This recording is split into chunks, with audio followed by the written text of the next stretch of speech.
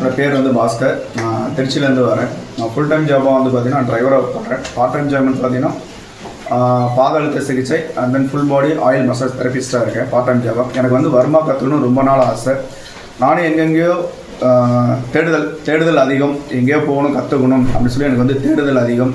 நான் முகநூலில் வந்து நம்ம அறக்கட்டளை அறிமுகமானாங்க. இது வந்து நான் வந்து நவம்பர் டிசம்பரில் நான் வர வேண்டியது, என்னோட சூழ்நிலை என்னால் வர முடியல.